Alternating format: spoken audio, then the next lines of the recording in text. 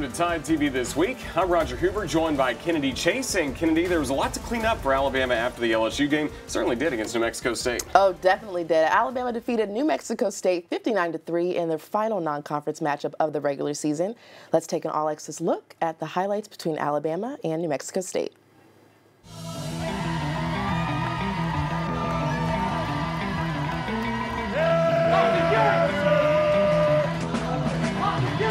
They did it!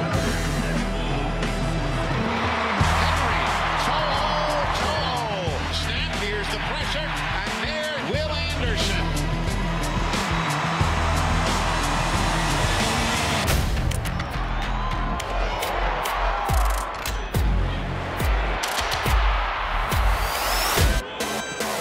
It's an over the top, it's wide open to Williams. Jamison again. Touchdown, Alabama. He can't get out of there.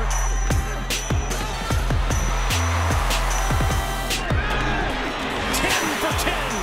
Touchdown, Cameron Latu. He was in trouble and he goes down to force this fourth down. Here Tide, a hard fought one. Slade Bolden is back, but it's blocked. Alabama gets it and off the carom. Robinson's extra effort. Touchdown, Alabama. Fakes to Roydell Williams, goes to the end zone. Another touchdown for Jamison Williams.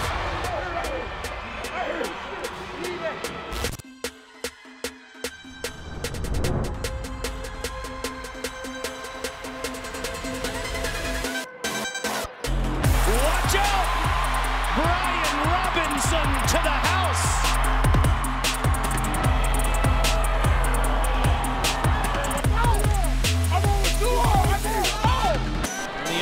Passes are dropped. They're calling it a fumble. Gets to try again, and this time it works. Hey, you gotta have got it back too.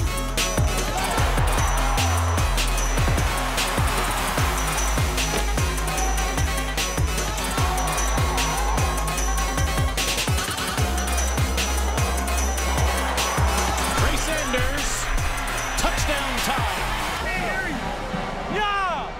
Nice. We had fun. We had a lot of fun. We had a lot of fun. Fun. A whole lot of fun. Fun. A whole lot of fun. The Alabama coaching staff made their own selection for Players of the Week following the game against New Mexico State. For the win over the Aggies, the coaches selected 10 players in total, including 3 from offense, 3 from defense, and 4 from special teams. On offense, the coaches selected Bryce Young, Brian Robinson Jr., and Evan Neal. Quarterback Bryce Young finished 21 of 23 for 270 passing yards. He threw for a career-high, tying 5 touchdowns, and he also posted an Alabama single-game completion percentage record of 91.3%. Brian Robinson Jr. rushed 9 times for 99 yards with a career-long 63-yard touchdown run. He also added 5 receptions for 36 yards to finish the game with 135 all-purpose yards. Evan Neal recorded a team-high 3 knockdown blocks while it didn't allow a sack or hurry in his 44 plays.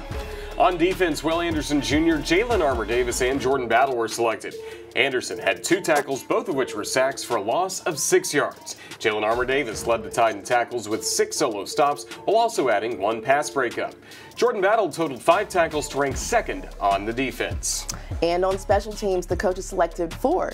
Slade Bolden made an impact by returning a pair of punts and 1 kickoff, as well as adding 1 catch for 13 yards as a receiver. Demoy Kennedy made a huge stop on kickoff coverage that pinned the Aggies at their own 6-yard line, and he also saw his first career minutes at running back, rushing 7 times for 16 yards. Christian Leary blocked a punt that was recovered by the Tide and returned 20 yards, and he earned some minutes at tailback, as well, rushing 3 times for 22 yards and a catch. And lastly, Devontae Smith contributed greatly as he raced down the sideline to make a stop on kickoff coverage that limited the Aggie returner to only 18 yards. Taking a look at next week's game, the Crimson Tide will be the CBS Game of the Week for the 2nd week in a row for next week's Iron Bowl. The final regular season game for the Crimson Tide will be their 5th game televised on CBS this season. The Tide and Tigers will kick off at 2:30 next Saturday in Jordan-Hare Stadium. Alabama won last year's matchup here in Tuscaloosa, 42-13. Alabama moved up the rankings this week. The Tide remained number 2 in the coaches poll, but the Associated Press moved the Crimson Tide from number 3 to number 2, just past Cincinnati. And just like the coaches in Associated Press, the College Football Playoff Committee ranked the 9-1 Crimson Tide at number 2. The top 7 teams remain unchanged after Georgia and Alabama at 1 and 2. Ole Miss is the next SEC team at 12. Texas A&M dropped 5 spots to number 16. The Tide's opponent this week, the Arkansas Razorbacks, jumped up 4 spots to number 21. And with a win over Auburn, Mississippi State enters this week's rankings at number 25. Now let's take a look at our Crimson Tide in the NFL Players of the Week. And this week, we've got several Players of the Week and a couple of pretty cool milestones. Certainly do, as Devontae Smith had quite the celebration for his 23rd birthday as the Eagles beat the Broncos 30-13. Despite being covered by his former teammate Patrick Surtain, Smitty had 4 receptions for 66 yards and 2 touchdowns that he caught from Jalen Hurts. Najee Harris was the bright spot for the Steelers offense this week as their matchup with the Lions ended in a tie. Harris totaled 105 yards over 26 carries, making this his second game this season with over 100 yards on the ground. Trayvon Diggs was instrumental to the Dallas defense this week as he registered his NFL-leading 8th interception of the season and the Cowboys' 43-3 victory over the Falcons. And here's a pretty cool stat. 3 quarterbacks that all played for the Crimson Tide at the same time all had NFL wins on the same day. Jalen Hurts, Mac Jones, and Tua Tagovailoa won this past week. The Eagles, Patriots, and Dolphins quarterbacks all had outstanding weeks this week and put up big numbers in their respective wins. But after being traded back to the Saints a couple weeks ago, running back Mark Ingram became the all-time leading rusher in New Orleans Saints history. Ingram entered the game just 19 yards away from tying Deuce McAllister, and after rushing for 47 yards and a touchdown, he was able to lead Nashville as the new all-time rush leader for the New Orleans Saints. You know, it's so good to see some new guys doing big things across the NFL. Yes, it is, Roger. A big congratulations to our Crimson Tide in the NFL Players of the Week. Stay with us. We'll preview the Tide's final home game of the season when we return. Tide TV This Week is presented by the University of Alabama, where legends are made. Ford, for great offers on F-150, see your local Ford dealer. Proud sponsor of the Crimson Tide. Welcome back to Tide TV This Week. We're in the final month of the regular season for the Alabama football team, and this weekend is the final home game of the year for the Crimson Tide. For a preview of this weekend's matchup between second-ranked Alabama and number 21 Arkansas, our Christopher England joins us now. Christopher? This weekend's matchup against the Arkansas Razorbacks is Alabama's final home game of the season. It's also senior day for the Crimson Tide. And to preview this weekend's matchup with the Razorbacks, I'm joined by former Crimson Tide and NFL quarterback John Parker Wilson. JP, it's great to see you. And this weekend is senior day. What do you remember about your senior day? And with the ceremony pregame, how does it affect getting prepared for the game that day? I don't think it affects you too much. I mean, it's fun. It's an awesome environment. You know, you're out there with your teammates that you've now been together, 4 or 5 years, and you get your family to come out there. So it's just a special time that I remember like it was yesterday. We played Auburn on our senior day, which was pretty cool. But it's a lot of hard work, and this is the time just to enjoy it for a second. But then it's as soon as it's over, you run back in the locker room and get ready to go because we got a big game against Arkansas this week. Arkansas enters the matchup 7-3. The Hogs have won 4 in a row. Then they dropped 3 in a row and currently have a 3-game win streak. With wins over Texas, Texas A&M, Mississippi State, and LSU, are the Razorbacks one of the most improved teams in the country? Yeah, I don't think there's any question about it. I think you can look to them, and also in the SEC, Tennessee's definitely improved. But Arkansas has been playing really well, and new coach and just a lot of passion coming from that program, and they seem to have got it, going in the right direction right now. So it's going to be a tough game, senior day, last home game, and coming off a big win against LSU last week, the Arkansas has got a little confidence coming in this game. Well, the Razorbacks run the ball over 65% of their snaps. Quarterback K.J. Jefferson leads the team in yards gained on the ground with 584 yards. The Razorbacks also have 3 others with over 450 yards rushing. As a team, Arkansas is second in the SEC and 6th in the nation in rushing, while Alabama is second in the SEC in rushing defense, allowing just over 81 yards per game. Will the key for the Alabama defense be stopping that Razorbacks running attack? Absolutely. Stopping the rushing attack and containing Jefferson, because he is an elusive quarterback, can a bigger guy too, so he can use his size and speed. This game's going to be up front. The front seven controlling the line of scrimmage. What I've liked from Alabama's defense, we're starting to get deeper. You've seen LeBron Ray come in. Obviously, Phil Mathis continuing to do really, really well up front. So it's continuing to develop these guys. And depth is going to be big in a game like this. DJ Dale is another guy. Tim Smith in that middle, who we can rotate guys in and out, keep them fresh, and then try to stop that run.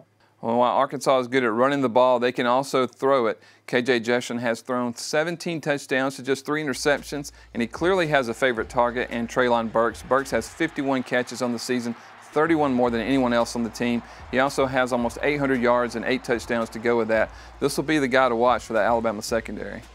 Yeah, absolutely. We're going to know where he's at all day long, and probably have some kind of double coverages because they are very top-heavy with that receiver. So you can kind of shift a safety over top, or maybe put an extra nickel back on him and just try to contain him. And KJ Jefferson, 3 interceptions, taking care of the ball. This is a team that doesn't turn it over a lot, so you got to, secondary, you got to take your chances when you get them, try to create those turnovers, because we know when we can create those turnovers, LSU is the perfect example. Right before the half, Jalen Armour Davis able to get a pick. We go down and score, 7 points right before the half. And that does really affect games, but this is an Arkansas team that takes care of the ball. Defensively, Arkansas is 3rd in the SEC in pass defense, only just over 195 yards per game through the air. The Razorbacks are also very good at limiting big plays on defense, ranking 8th in the nation, allowed only 32 plays of 20 yards or more. How do you see the Alabama offense attacking this Arkansas defense? Well, I think we got some injuries at running back. Roydell goes down. Jace has been down early this season, so we're thin at running back. So I think, probably focus on the pass and try to test that secondary that's been pretty good this season, and then try to continue to develop new running backs and new guys. We know Brian's played really well, but it's a tough defense, and I think we're going to try to maintain balance. We're going to try to attack them through the air and on the ground. But right now, Jamison Williams, Mechie's playing really well. Bryce taking care of the ball better than anybody. So I think we try to challenge them through the air. Well, thank you, JP. We appreciate it as always, and we'll preview that big Iron Bowl matchup next weekend. Can't wait, man. Looking forward to it. Roll Tide. Roll Tide. Kickoff is scheduled for 2:30 on CBS. You can catch the radio broadcast with Eli Gold, John Parker, and the rest of the Crimson Tide Sports Network crew on the radio and RollTide.com beginning 3 hours before kickoff at 11:30. Stay with us. We'll have more Tide TV this week coming up next. Tide TV This Week is presented by the University of Alabama, where legends are made. Ford, for great offers on F-150, see your local Ford dealer. Proud sponsor of the Crimson Tide. Welcome back to Tide TV This Week. I'm Kennedy Chase, joined by my co-host Roger Hoover.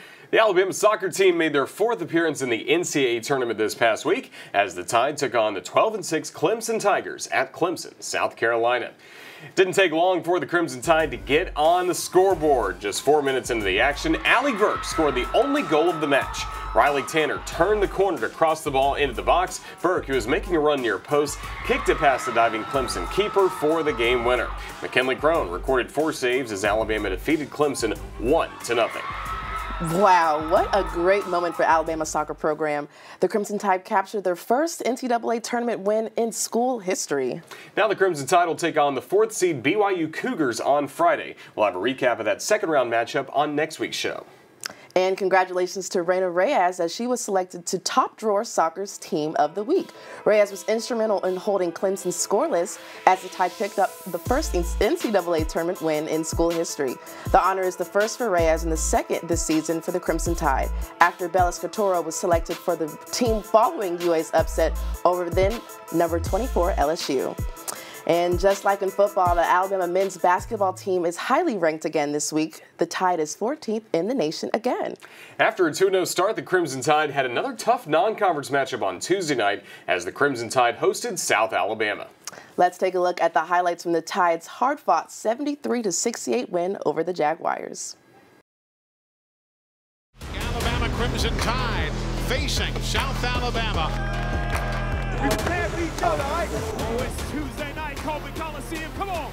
Why don't you make some noise and get rowdy in this place? Off the screen. Nice knee. Bediako count it. And he is fouled. A chance for the and one. Baseline. Nice floater for Miles. Bounce pass inside Bediako. It looks so simple, but that's a great pass. Rebound played by Gurley. Lays it in. Nice finger roll for Keon after everybody thought he was going to go long range. Great ball movement. Reverse layup by Ellis for two. Stolen by Miles. Miles driving in and throwing it down. Defense leading to offense. Goes to the rim. Elevates and threw it home. Large ended up Charles had 5 blocks, which ended up putting him on the edge. So Charles had shot.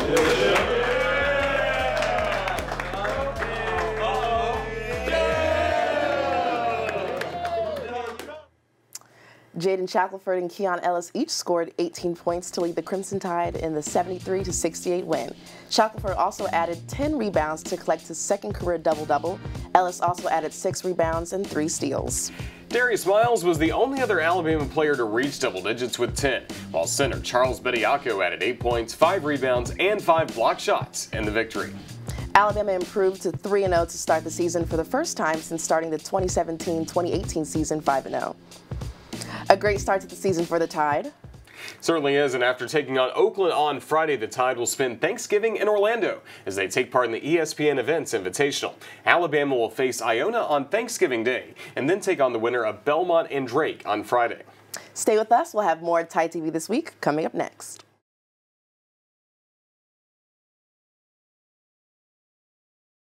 Welcome back to TideTV This Week. The Alabama women's basketball team had a big week here at home as they took on both Tulane and Southern Miss.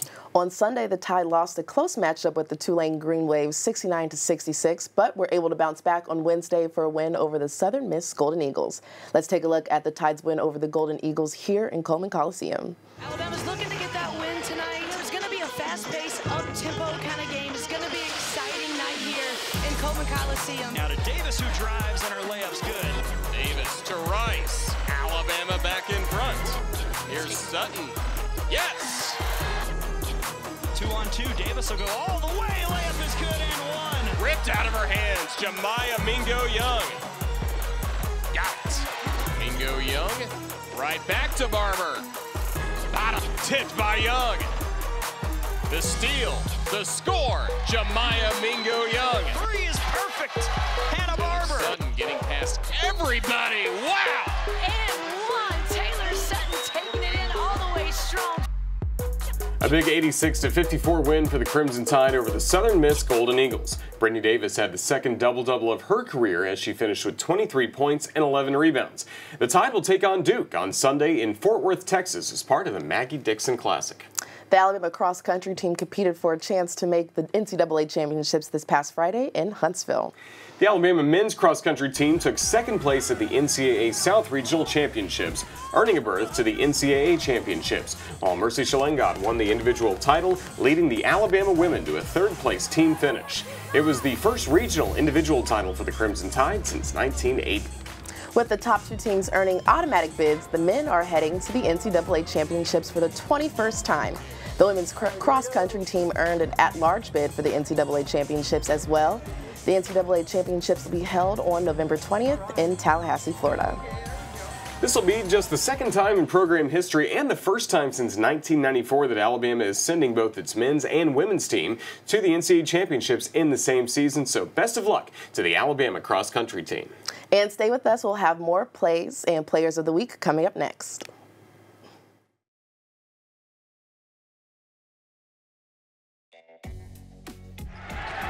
Into the front court. Goes to the rim. Elevates and threw it home. Stolen by Miles. Miles driving in and throwing it down. Carlson. Pressure. It is partially blocked. It goes high in the air. Comes down into the grass for the Crimson Tide. Inside give Robinson. Cuts left Robinson. He's on his high horse and gone. Touchdown Alabama. Play action fake and a throw wide open left side. Nobody's going to catch Jamison Williams. Touchdown Alabama. Pressure wide open end zone. Touchdown Alabama.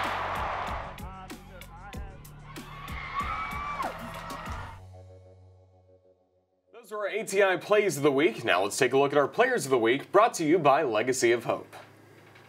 All Mercy Shalangott does is win. Shalangott won the South Regional Women's Championship this past Friday in Huntsville. Shalangott finished with a time of 19 minutes and 34.74 seconds to finish more than 7 seconds ahead of anyone else, becoming Alabama's first individual regional champion since 1980. And as you've already seen a couple of times, Allie Berg had the game-winning goal for the Crimson Tide in their first ever NCAA championship win over Clemson. Bryce Young set the school record for best completion percentage in a single game, completing 21 of 23 passes against New Mexico State with his 270 yards through the air. Young eclipsed 3,000 yards for the season, becoming just the 6th quarterback to do so in Alabama history. His 3,025 yards this season ranks 6th all time in Crimson Tide history. Now, those are our Legacy of Hope Players of the Week. We hope you tune in next week as we bring you more on the Crimson Tide and the all-access content of Alabama you can't get anywhere else. See you next week, everyone. Roll Tide. Roll Tide. This has been a presentation from Learfield.